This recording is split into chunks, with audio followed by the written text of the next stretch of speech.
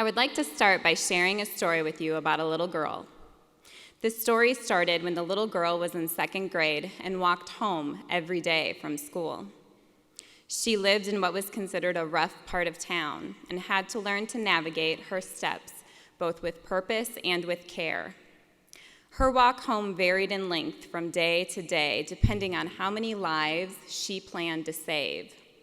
You see, when this little girl walked home from school after it had rained, she would take on the task of a lifetime. She dedicated herself to picking up every worm she saw along the street who had wandered too far away from home and throwing them back into the grass from where they came.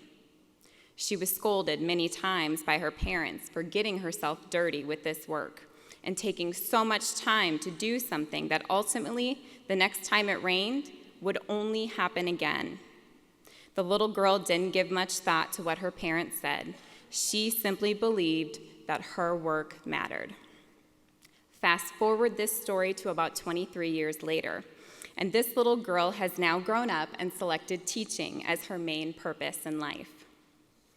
She started as an elementary teacher and then moved up to the high school level. She taught math and loved her job. After 8 years of teaching, she was approached by her administrator and asked about her interest in teaching an Avid elective course. This little girl, now all grown up, had a passion for helping students and saw this as the perfect opportunity to continue her work. She attended Avid Summer Institute and was given her first Avid family.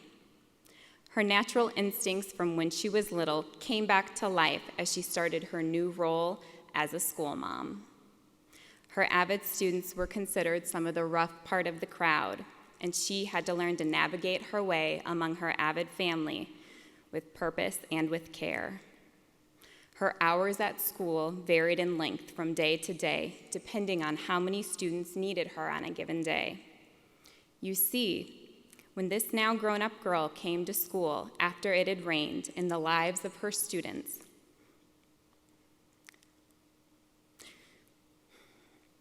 from struggles to pay rent, to battles with cancer, to neighborhood violence, she would take on the task of a lifetime. She dedicated herself to picking up every Avid family member who had started to wander too far away from home and throwing them back into the safe and supportive environment in which they could thrive. She was questioned many times by others for exhausting herself tirelessly with this work and spending so much time on students who would have more rainy days and would need to be picked up and thrown back again and again.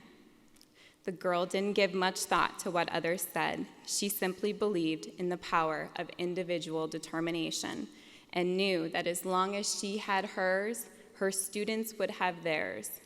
She knew her work mattered. I am the girl in this story, and I share this with you because I want you to know how Avid has taken the spark I had within me and turned it into a flame that I now use to lead my Avid students.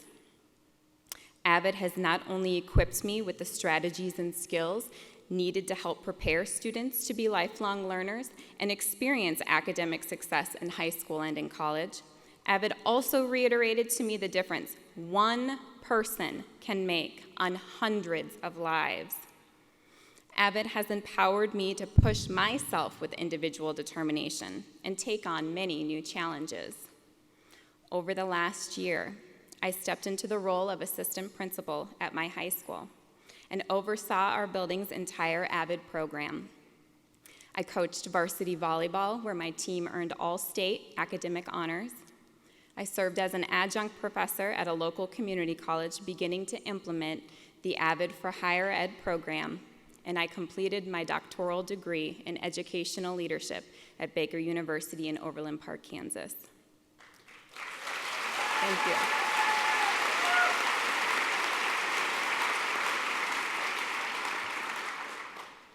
As I have partnered with my students in school to help promote the success of others, Avid has partnered with me.